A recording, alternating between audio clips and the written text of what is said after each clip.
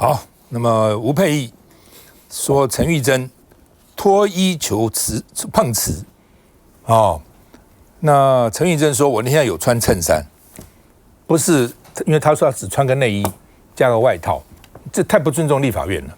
陈玉珍说什么我有穿衬衫啊，如果那天我没有穿衬衫，我就辞职下台。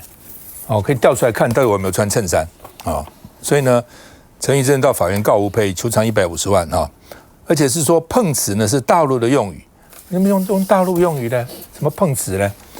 那另外呢，这个吴佩益说陈玉珍有3大罪，赶快辞职第一个就是对林月琴施暴多次而且踹他下体，蔑视民意，没收罢免权。第三呢，担任召委，没收发言权。所以呢，陈玉珍不适合做立委。那吴佩益说呢，你把你的工作做好，立法院不是动物园那徐巧芯呢来声援陈玉珍。徐巧芯说，我就穿个运动内衣是怎样？我不能穿个内衣搭个外套吗？对吧？为什么不行？说这个吴佩益、黄捷都是假女权，每次口口声声喊女权，其实呢毫无性平概念，而且呢还造谣。我们看一下。我也响应这个陈玉珍委员，我们今天也是直接穿运动内衣出席。在记者会上脱下外套，身上只剩下运动内衣。国民党立委徐巧芯声援同党立委陈玉珍，因为被指脱衣求碰瓷，还原度100%。女生要怎么穿是我们自己的自主权，不容许他人来智慧。吴佩益跟黄捷都应该郑重地向陈玉珍委员道歉。不管陈玉珍委员里面穿的是什么，其实你们都没有必要用恶心、不想看等等的这些说法去羞辱他人。我想我这也是尊重啦，他们要写信啊、发脸书啊，要穿什么衣服，他们喜欢就好，这种我们都尊重。至于吴佩益跟黄捷行为根本就是假女权，国民党团还秀出中英文信件，寄给曾颁给黄捷100大女性的 BBC， 而当事人陈玉珍也拿出这张照片。他拿这个来标榜，结果他今天实际的行动却不是这样子。我觉得这真是假面立委啊！真的气到不行，一天内等不到吴佩益的道歉，同党女性立委陪同开记者会外，结束后陈玉珍直接到北检提告。我有脱衣求碰瓷吗？我觉得吴佩益真的是信口开河。吴佩益他本身口口声声说他是支持女权，他是最支持性别平权的，这是他标榜的进步价值啊！认为根本是侵权，要向吴佩益求偿150万元，获赔会捐给公民团体做性平教育。立法院不是动物园，法院也不是动物园。陈玉珍他个人的行为我都尊重，但是我想还是让事实说话。蓝绿为了一件运动内衣吵了好几天，从议场吵到公堂。好，我们在场3位女性我们来请教他们。来，这个先大家看一下这个照片希望大家可以看那个，虽然照片很小，可是大家可以看到吧？陈玉珍的，大家注意她袖子的地方。她在白色的外套里面有露出一截黑色的袖子啊，她穿的是长袖的衬衫啊，你说她里面穿一个内衣，我觉得今天退一万步来讲吴佩益啦，长得漂漂亮亮，很会讲话啦，你骂立法院动物园，今天把立法院弄成比马戏团动物园更可耻的地方，不就是你吴佩益吗？你可以公然说谎到这种程度，人家明明袖子都露出来，就像我今天袖子露出来，是明明证明根本穿了一个长袖衬衫，让你今天要去指控，所以你说你往人家泼脏水，然后要一直让一个女生来辩称说没有，我没有只穿内衣，我怎么样怎么样，你自己都不丢脸吗？那我今天玉芳兄坐在这边，我真的很难过。这么好的一个立委，就是吴佩益取代的选区是什么？就是林义房的选区啊。所以我想到我们台北市中正万华的选民，我都替他们滴血啊！你们选出来什么样的立法委员啊？这个立法委员连基本的事实都搞不清楚，然后呢，在面对说谎的时候，脸不红心不跳，然后呢，可以对另外一个同属女性用这种很隐私的方式去羞辱别人。你说，当今天陈玉珍，他必须去法院跟他这个以求公道的时候，还必须要去告诉大家说，我不是只穿内衣，我是有穿衬衫的。你难不难过啊？我们为什么这件事情讲跟女权有关？其实徐巧芯他们讲的也没错啊。徐巧芯讲的我爱穿什么，这个难道不是基本的女权的追求的基本标准吗？我爱穿什么，你凭什么用这个来侮辱你？可是今天欺负女人的是谁？欺负陈玉珍的是谁？是你吴佩益，是你黄捷。黄捷还在民进党萧美琴的运作下面去被选为什么国际100大的女性，丢脸死了！台湾没有比这个更丢脸。我最后讲一句，民进党呢现在丢脸连环爆，可是呢吴佩益他们为什么要不惜损害自己的政治前途，做出如此丢脸的事情？他就为了要转移民进党小编不当发言去挺戒严的这个焦点，那大家不要被他混淆了。我觉得有时候大家那个联想力太丰富了啦，那个大家每个人脑袋里想的东西不一样哈，没有办法一一评论，这我就先不予置评。那今天早上是告嘛，就是陈玉珍委员到这个法院去告吴佩益委员，说他说他脱衣求碰瓷，然后求偿150万。那我觉得是这样子啊，就是还原到这个事件的最开始啊，就是我们在影片当中，就他到底穿什么？说真的，我不知道，因为我不在立法院的现场。但是我们看那个影片，他到底穿什么？然后他有没有把自己的拉链拉下来？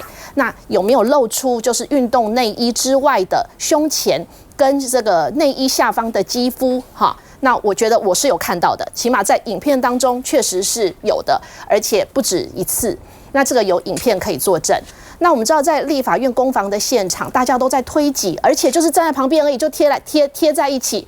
那你不要说你站在那里好了，我想当场的这些男性委员们应该也都很害怕哈。譬如说像民进党的委员们，男性委员他们手都要这样举起来啊，以防说一不小心就被说是我在性骚扰，或者是我要攻击谁。那其实可能会连国民党的或者是民众党的男性委员们都会有这样子的心理压力很大。那到底立法委员的服装仪容应该要怎么样才是适度，才是合宜的？其实韩国瑜院长又说了哈，就是立法委员的服装仪容要以整洁啊，然后得体为主。那到底怎么样叫做整洁得体？其实可以问问韩国瑜院长，就是陈玉珍委员他今天的穿着到底是不是得体，到底是不是合宜哈？因为他拉链拉下来嘛，他拉链拉下，那因为他拉链拉下来了，被吴佩委员看到了，所以吴佩委员可能就会有接下去因此的发言。所以我们要了解这个前因后果，你才会知道说，在立法院那样子的现场，你穿这样子的衣服，当然你穿什么绝对是个人的权利。那现在是这个男女平等的时代，性别平权的时代，你要穿什么都是个人的自由，这个是绝对没有问题的。但是身为国会议员，在国会的殿堂，是在这个推挤在这个可能会有抗争的现场，你穿这样子的衣服，然后把拉链拉下来了，有暴露出胸前的大块的肌肤，那容易让人家有一些联想，跟容易引发一些误会。那这样子是不是适度，是不是合理？我觉得这回归到现场去，我们来分析，这样子比较好。我觉得我很佩服李延慧中执委这样子，他前面先说，哎呀，这事情很简单，大家想太多，但是每个人脑袋里头想什么他不知道，后面全部都是他知道别人脑袋里头在想什么，你知道吗？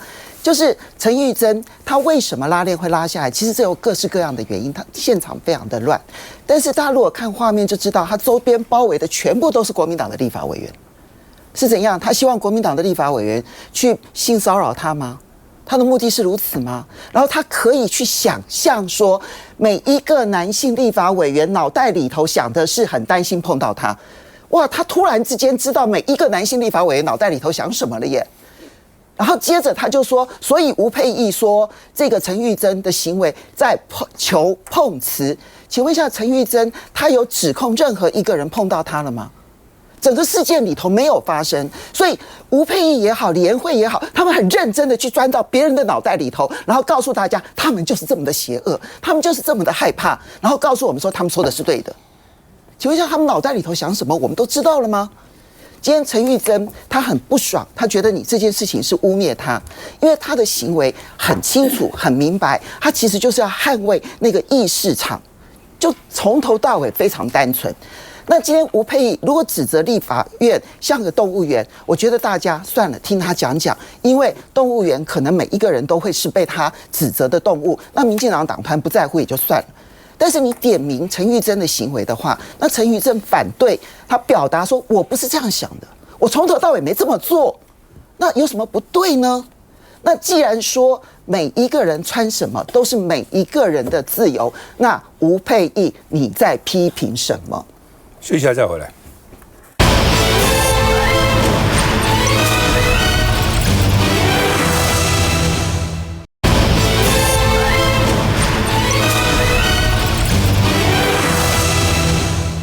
立法院前两天要突袭那个选罢法了哈，那民进党就好像预知了，就去杯葛哦，这个冲上主席台，从后面这样进来。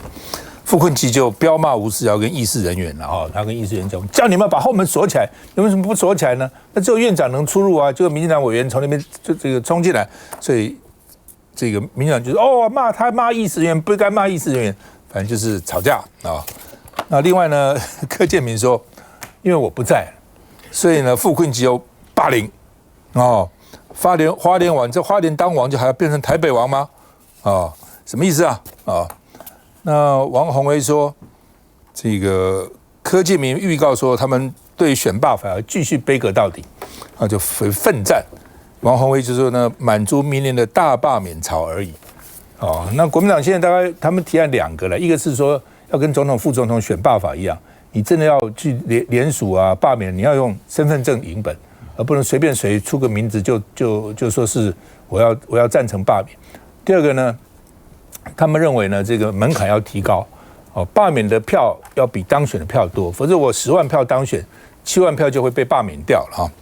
那另外呢，这个傅崑萁骂吴思瑶议事人员，所以呢，吴思瑶就说他是更效专手机了哈。所以呢，他是骂给韩国瑜听的啦。哦，你这个当院长都不好好管好你的议事人员啊。那这个国民党党团人士说呢，因为呢，民进党干部把协商会场当秀场，所以傅崑萁生气了啊。那说那天是那个傅崑萁很隐秘了啊，那事先的国民党委员都不知道那天要冲这个选罢法哈。那说呢，他在进议场才喊冲，所以连韩国瑜都不知道。他的计划是这样，我们看一下。立法院6号为选罢法上演全武行，朝野对立也逐渐加剧，而更有一段国民党团总召傅崑萁骂议事人员和民进党团干事长吴思瑶的影片流出。为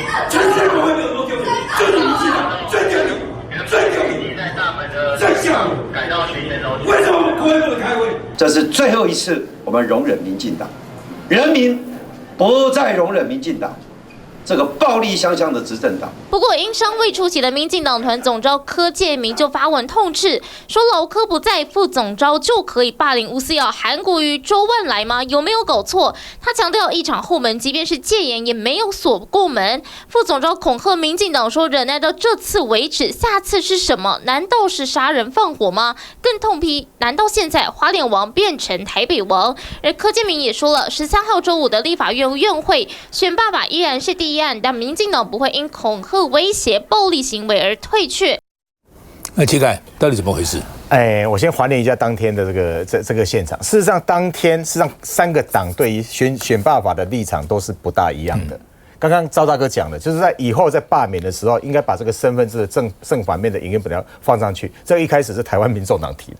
柯文哲还没抓进去之前，去年底他就提了这个了。我们党团也提了案，要这样做，因为这个它有一个好处嘛。第一个法律要有一致性，大家记不记得？那郭台铭那时候在那个联署的时候，总统跟副总统你在联署的时候，本来就是要那个身份证正反印本的。这个有个好处，就是说你才不会避免，就是会被造假嘛。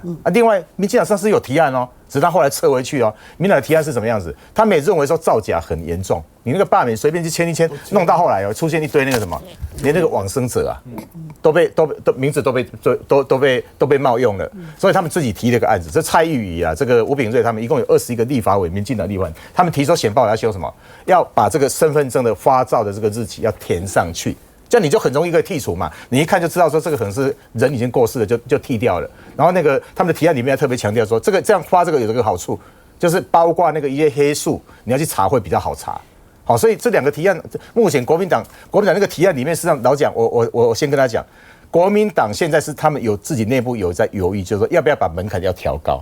好，所谓的门槛调高，就是说你当选以后那个票数，你如果要罢免他，你这个票数要比他更高。可国民党目前没有完全定这个案哦。国民党现在的提案提出来的就是刚讲的，有民众党这个版本，有民进党被撤回去那个版本，所以这个案子目前民众党那天是答应的，那天有点突袭没有错，就是早上开会进了议场之前，霍根奇没有跟我们讲这个事情，后来才进来当场来讨论。那对这个案子，台湾民众党是赞成，因为我刚刚讲过嘛，这对于往生者或者对于那些本来像你跟我都可能被人家冒用啊。那你如果写了这个发照日期，然后身份证原本附上去，这合情合理嘛，对不对？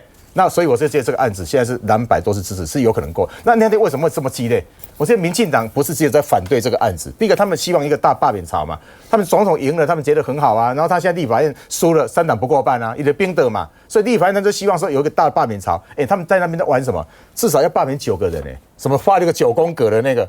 你说的那个新北市那个叶元之，对不对？台北的那个李彦秀，什么除秀运动啊，开始台中一下子就举了3个年轻人他们一下子就锁定了9个。可是这个老讲对台湾真的好吗？大罢免潮，他们说现在是什么精准罢免，都是政治性的那个报复啊，只是因为民众用选票去教训你说你以前的8年一党的独大，包括你在立法院，你是碾压民众党碾压国民党，那时候国民党跟那个民众党举手举脚都输给你啊，所以你看通过多少的那种很离谱的这个案子，然后一堆弊案也没有这个真相，人民才用选票教训你啊，就你现在用到罢免潮，你现在就是要把国民党某些立委拉下来嘛，所以我觉得从他们出发点就是不对的。第二个，这个修法本来就是正当性了嘛，避免会有人冒用嘛。然后另外，可能那一天我是觉得，一方面是说这在选报上面2个有强烈的这个对峙，另外那天这个现场就刚才谈的这个，那天国民党一开始就举什么牌子？这个叫做戒严党嘛，暴力党啊，民进党就是那一天老讲，就是因为他是小编去弄了那个，而且他民众党党团到现在没有道歉嘛，民进党这个党团到现在没道歉嘛，然后连戴清德也不道歉嘛，所以那天举的牌子是什么？是戒严党、暴力党啊。民进党我记得他是后来是在转移，就利用陈立正这个事情在转移焦点了。是，好吧，这个现在呢，国民党的书记长是说，将来选罢法呢不会再突袭了啊。那吴思瑶说，可能国民党内部意见有不一样，有分歧。来，玉芳兄，我现在其实我离开立法院以后，我有时候很怕再看到的场景就是主席台被占据，然后大家开始在推挤甚至打架。一个文明国家不是这样子在进行最高的议会的这种程序的。你看美国参议院有叫 filibuster， 就叫冗长的辩论。那冗长辩论有一定的时间，你辩论完了，最后还是要投票嘛。所以你民进党，你只能要求一件事：我需要充分的辩论，我需要充分的时间来讨论，甚至开公听会。那你总要有一个期限啊，你也不能无限期的这样拖下去啊。如果这些事情都做了以后，你说还是不能投票，这个就有问题了嘛。尤其是占据主席台，真的是很难看啊。那这样子，你主席台是这个主席在那个地方，他要主持会议，所以他高高在上的坐在那个位置。你说后面进来突袭主席台，然后把主席夹在中间这个样子，这民主政治如果是这样子，我坦白讲，民主政治这真是一个很可怕的这种缺点。所以要靠着自我的怎么讲克制嘛。你民进党现在你是个执政党，你国会没有多数，但是所有的百姓2300万人都是最好的监督者。今天国会的多数，国民党加这个民众党，如果做得太过分的话，百姓自然有声音啊。何况你民进党控制了这么多媒体，你不把国民党跟民众党给骂死才怪呢，对不对？所以这样的一个行为，我真的认为赖清德是有意要做出一些不一样的东西。我真的建议赖总统你国外也去过，你回来好好想一下，怎么终结国会的乱象，就是在野党不接受多数决，然后以霸占主席台的方式来进行，然后甚至都可以讲出说你这个国民党的立委你里面没有穿衣服什么之类的，这是非常可笑的。一个民主国家，你有听过一个国会议员批评另外一个国会议员，尤其是女生对女生说她的穿着如何，还说碰瓷这个字都用出来，你把陈玉珍当成是什么样的一个女孩子？我们就讲不是国会议员，讲是怎么样一个女孩子，或是怎么样的一个女人好了。你讲这种话真的是，先看看自己是该不该去看看医生啊。我觉得拿陈玉珍这个事情啊，然后作为一个引爆点，甚至另外开一个战场，我觉得非常非常的无聊啦，而且选择的议题非常的低下。你这样就等于是好像说女生，然后有的人穿的比较短或者露比较多，就说她可能呢是要找人去怎么样怎么样。所以我觉得用这个逻辑来去讲陈玉珍，基本上我觉得这是进步的民进党的一些公职人员、党职人员女性，为什么在这时候通通都不讲话了？范云也好，甚至一些进步的一些想法的人，这个时候也通通都不见了啊！所以我觉得在这个事情上面，我觉得国民党批判的力道要大一点，因为这个议题跟你要选办法是完全不相干啊，完全不一样。但是今天昨天讨论的主题就通通变成陈玉珍的事情。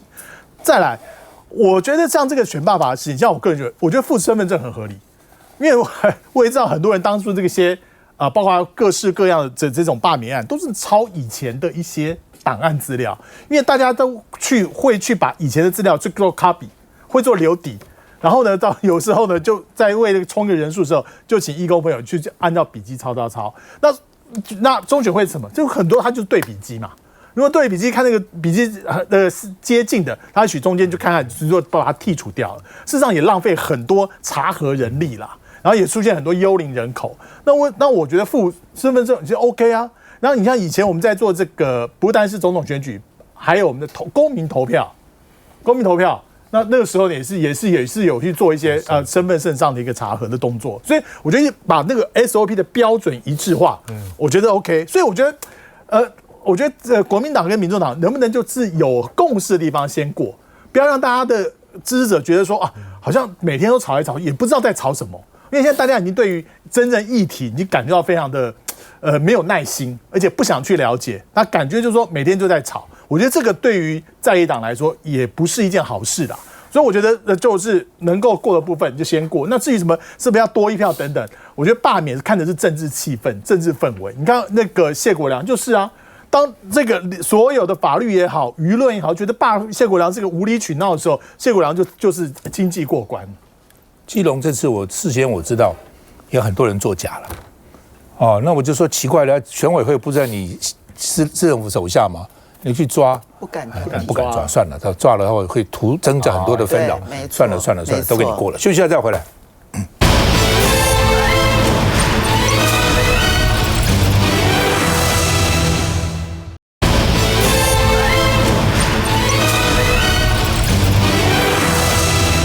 好，国民党委员说呢，这个前文化部长叫史哲啊，那他呢也经常这个霸凌属下，譬如说他如果吃薯条变软了，他就生气啊，然后呢雨天呢逼幕僚下车走路，喝可乐呢如果冰块融化他也不高兴，也会骂人啊，所以认为他霸凌啊。那当然了，就是说薯条软了是不好吃啦，我也不喜欢吃啊。那可乐要冰才好喝嘛，但问题就是说。公务员属下不是你的佣人啊，就是啊，这东西如果说你说请同事帮你买啊，虽然他是你属下，能帮你买就不错了。各位，薯条如果你不是在现场吃，回来一定是软的嘛，很快就软了。这个现场吃可能比较这个脆脆的啊。那文化部说鼓励具名申诉，这一讲以后啊，具名啊，谁敢具名呢？这一点我常常讲你不光是文化部啦，包括我们现在检举什么贪污啦，就是什么都要具名，否则不受理。我告诉你，香港廉政公署为什么现在这么有权威性？它就是不具名、匿名都受理，24小时电话受理，你不需要具名。很多人不敢具名啊，他怎么能具名呢？匿名，但是呢，你来这个检举以后，他不会立刻大张旗鼓去搜索你，让你很没面子，就是被冤枉的。他私下就会派人好好去调查，到底有没有这个事情。所以你只要一具名就完了，很多人就不敢嘛。他怎么敢去具名？尤其这种公务员，他怎么具名检举他前老板？那你新的还同样是民进党啊，我怎么知道你们关系怎样呢？我敢具名吗？那到时候具名后，搞不好还给我传来作证啊，问我一堆问题啊，等等啊。所以一讲具名，等于是白讲了哈。那另外呢，这个洪胜汉因为当劳动部长，他劳团开第一枪，在劳动部前面发起绝食抗议100小时，就是劳团其实对劳动很多劳工政策是不满意的啦啊。那另外呢，洪胜汉说这个礼拜会公布霸凌调查报告，而且会强化就业安定基金的监理啊，因为就业安定基金居然呢这个近3年媒体宣传费就超过1亿2千万，明年还要加倍哦，所以立委说你这个编列公开透明，这都给了谁啦？这些钱到底给谁？是养网红吗？哦，还是怎样？哦，到底怎么回事啊？那另外呢，这个陈昭之也说，他说劳动部1/4哦，他们得标的厂商，本部绝标99件，都是违反劳工法令，有1/4是惯老板。我们看一下。我认为我不能够就这样子把它当成鬼故事，不去反映，所以我必须要来揭露。霸凌案继续延烧公部门，立委罗廷伟讲故事，主角是行政院政委史哲。这个史哲担任文化部长的时候，在他的任内，对同事、同僚、对底下的公务人员大声的谩骂、批评，非常的犀利，已经时有所闻。罗廷伟谈史哲特地拿着可乐，因为陈情内容来自他的刁钻饮食习惯，像是吃到软薯会发飙，喝冰可乐冰块融化就会动怒。某次行程下雨，只因幕僚先上车，史哲就叫幕僚下来淋雨用走的。文化部则回应，前部长史哲任内没有人提出申诉，但为了落实调查，可以具名检举。这样的态度就是官僚，这样的态度就是想要让同仁不敢检举。致电史哲和政委办公室暂无回应，而霸凌案最初主角劳动部争议也还没落幕。洪部长给答案，洪部长给答案。劳工会这么生气的原因，或许也是因为就业安定基金连续3年花了1亿2千万，被立委质疑大内宣。你这个救安基金，顾名思义，就是要为了帮助国人就业，创造国人的就业机会，结果被部长挪用去做媒体宣传的采购费。对于这里面有一些宣传的形式，是不是有让外界觉得观感不佳的地方？这当然我们现在正在检讨。不只要平息质疑，新劳动部长洪胜汉还有劳工具体诉求得给出满意回应。永平对史哲了解吗？是，其实史哲哦，他是一个作风比较这个怎么说权威感的事情呢？这个事情其实蛮有名的哦。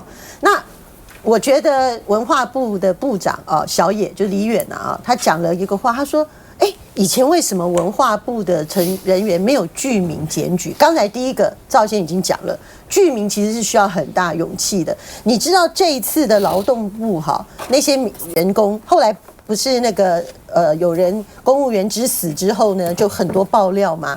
他们不但不敢具名哦，他们后来连去发在什么爆料网站，他们后来都很害怕删文，因为呢开始内部调查他们的 ID， 所以这个部分其实对公务人员是很大的心理压力，这个是其一。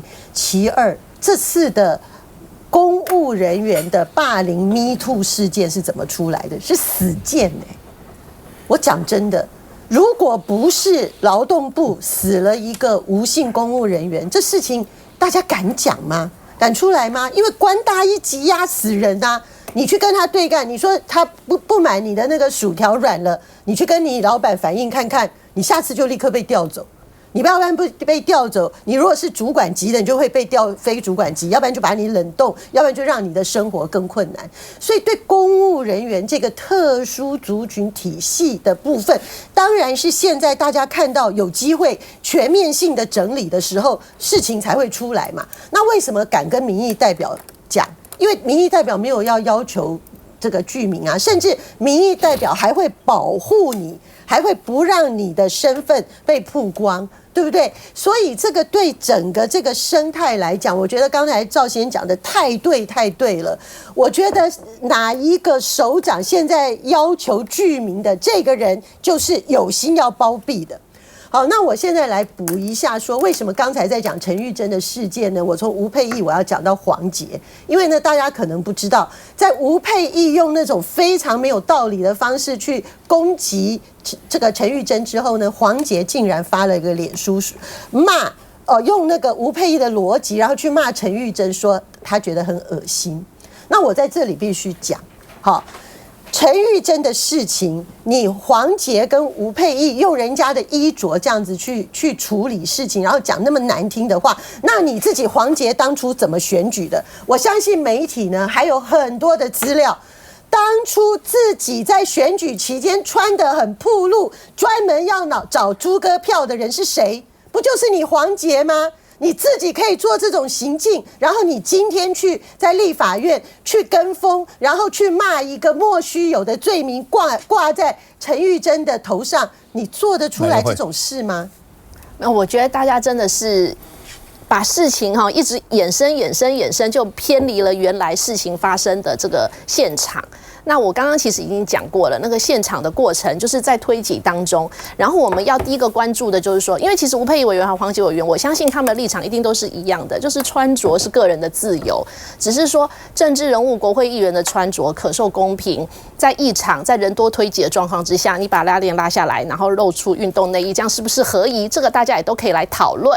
那其实当然这样子或许让陈玉珍委员他的心里产生了不舒服的感觉，那他去告，那他告了之后，吴佩益委员其实他也说尊重，那接下去就进入了司法程序。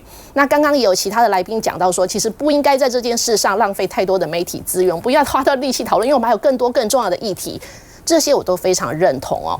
所以拉回到说刚刚赵大哥今天讲的主要的这个议题哦，我反而觉得说，现在因为这个霸凌案会变成是社会关注，就像前一阵子的那个 MeToo 事件之后延烧一样，我觉得这个大家态度要很健康正向的来面对啊。那洪胜汉部长他其实现在就是救火队嘛，他其实一个人到劳动部，他的压力很大，责任也很重。那他其实相对他也没有什么包袱，那他都说了，反正有什么需要检举的就打我，他自己有个人留专线，留他的秘书的专线，那也不需要具名或不具名的，你就跟他讲好，然后他就一定会处理来调查。那如果有任何其他的陈情或者是申诉案件，就进入这个霸凌防治与申诉的处理规范，那我就依照相关的这些程序就立案来处理来调查。其实每个案子就是这样子。那因为事情的真相我们在这里讲也讲不清楚，我们也不是当事人，所以其实就照这样讲，我觉得政府的态度就是这样子，大家开大门走大路，那该处理的利用这个机会好好的来整顿一下长期积累在公务单位内部的一些不健康的风气，我觉得这都好的，这都是正面的。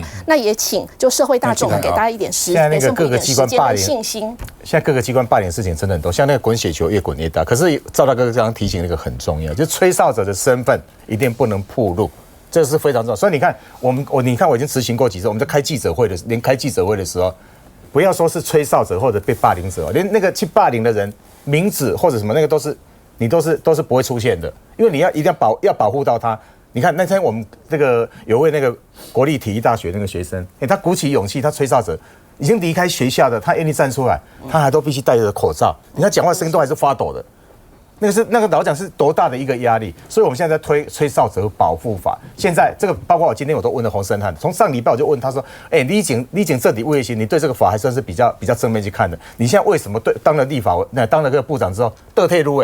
他完全不表态哦。今天又问他第二次哦，他到现在还不表态。我说你要是一个有担当，而且是保护所有愿意站出来吹哨跟这个把这个真相讲清楚的人啊，可他到今天都不表态，说到我干嘛一直得退路。那今天我提个点啊，今天有很多劳工团体向劳动部去抗议，要绝食哦，100个小时。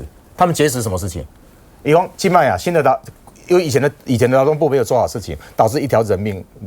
很年轻的，而且很辛苦在工作的无线的工程师离开了。现在更严重的是什么？现在新接的这个劳动部长，整个部，你每拜来礼拜你打询都是空的。今天有个重要新闻我们是亚洲第2超的，就是除了新加坡之外，我们现在是爆肝在工作就对了啦。现在那个国际那个劳工组织有讲嘛，一个礼拜如果工作超过55个小时，你那个心脏的那个心血管压力就是大的，就不总有心脏这边。我们是一个礼拜超过60个小时，而且有25万人哦。每个礼拜都是超过60个小时的，这是很严重的。然后你的解决方案一定出来，他为什么要工作那么久？就是低薪嘛，对不对？然后更严重是民进党把那个7天假把它搞掉了嘛。那结果现在在立法院我们就问他，劳动部部长全部他怎么推？我说那你7天假是你民进党把它弄掉的啊，那你想办法去把国定假日再恢复啊。他说要跟忙来进步。今天他们坐在那边的劳动团体就在抗议这个事情啊。第二个，公务员受到霸凌。然后他就说他竟然就说要怎么去处理，他说这是考试验这个事情。我刚讲了，吹哨者我说他要表态，他到今天也不表态啊，所以今天就是劳动团体都已经站出来了，这就直接用结死来抗议了。我们就要看看这个从常常来这边上节目的洪申翰洪委员变成劳动部的洪部长之后，是不是得退路？他能不能勇敢去解决问题？休息一下再回来。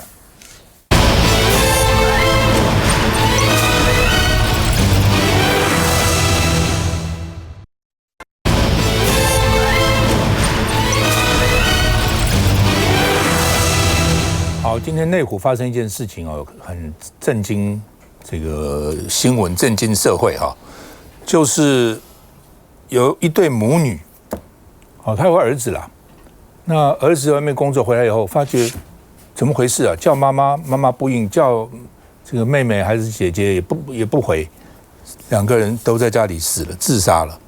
为什么呢？说他们被诈骗了1200万。而且诈骗有很多是拿房子去抵押的啦，等等，或者有些去贷款啦，哈，这个高利贷款等等哈。那所以呢，这个警察说要追这个诈骗集团啊，因为他们被骗了1200万，说相信了100万理财的网红啊，相信他啊，所以呢就去投资他。那结果呢，母女的钱都被骗光光。那另外呢，在33天以前，10月5号，台南市中西区也是一对情侣，啊，51岁的男子跟44岁的女子也是被骗了700多万，后来呢也就自杀了，啊，就是让人家都连活下去的勇气、希望都没有了，太相信这个诈骗集团了。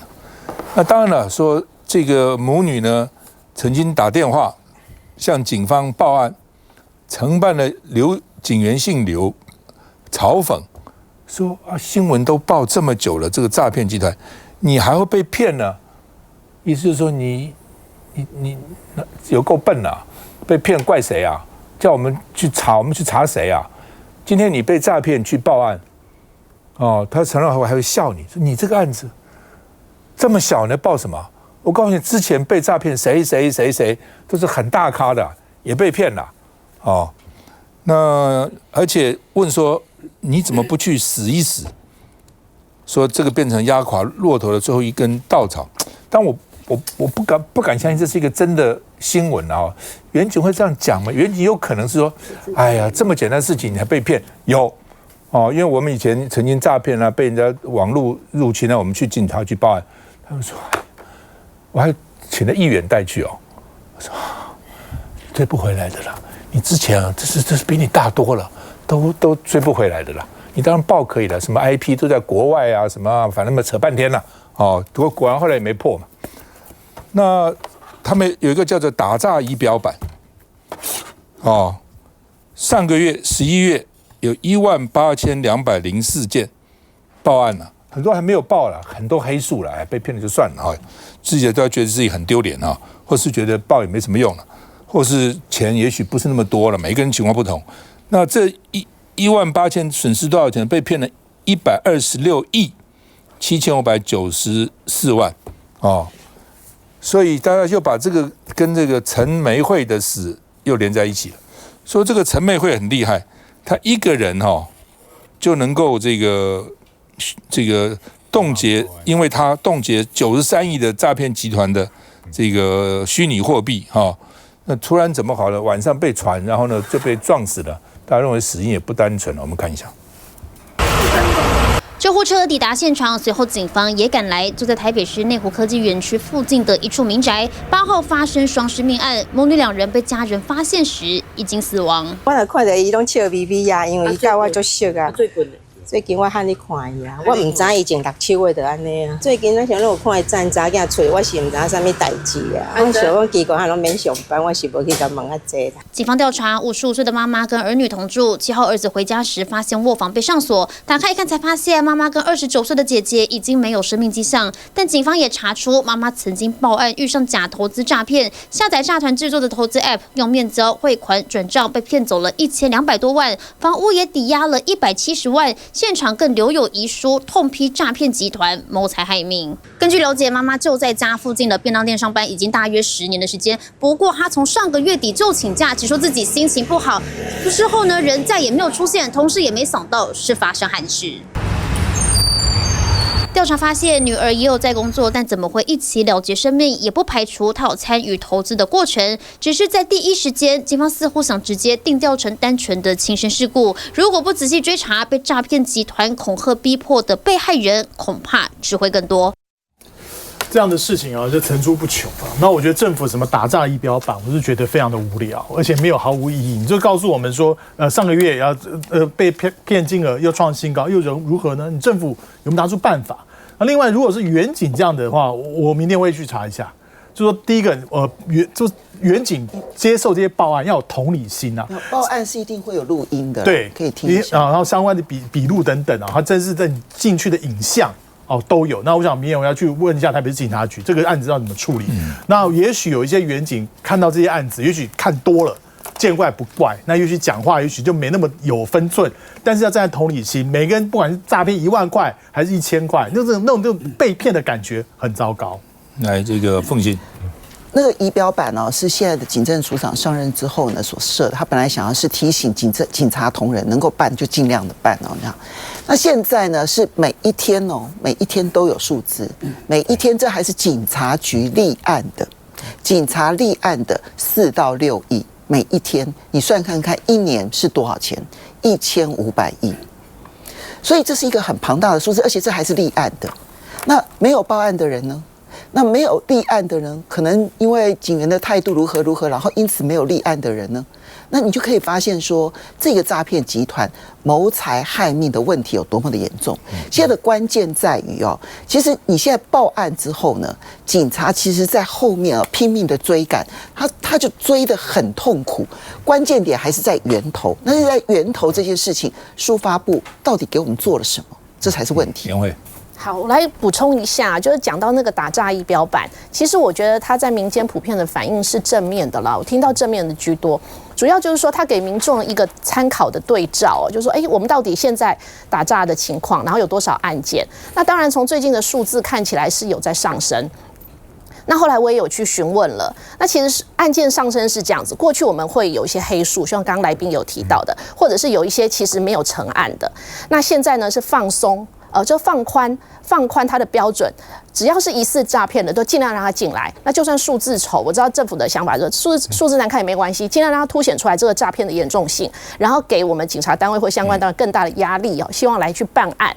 然后我还要补充一点，就是说，在速发部的部分，其实在11月29号有公告了一个办法，是第三方支付的。这个疑似诈欺的客户的认定跟控管措施处理，也就是说，以后其实只要是觉得你快要被诈骗的时候，他的这个户头可以冻结的。我们去年一整年哦，被诈骗的金额88亿，你看多啊！刚刚公布的11月的时候126亿，往前推10月份120亿，就表示这1个月的金额都比去年一整年还多。而且我去查那个，最主要是什么地方出问题，都是投资理财这一块。好，现在赶快这一块，就有很多人可能在投资理财这个看起来被诈骗是很严重的。好，另外念一段文字给大家听好不好？因为这段时间大家在很关心陈美惠这个事情，他真的贡献是很大的。你看他冻结的钱比一整年哦，社会部去查出来的钱还很多。他家属我真的是很感动，他家属委托那个律师啊做了一个声明，说上美惠啊仿佛是一道光，照亮了满目疮痍的世界。家属现在是恳求说什么？媒体的朋友们，你现在把焦点放在他的疫情事件的真相跟整个制度要怎么去改变，要建立针对那个虚拟货币那个诈骗犯罪的专业去培训。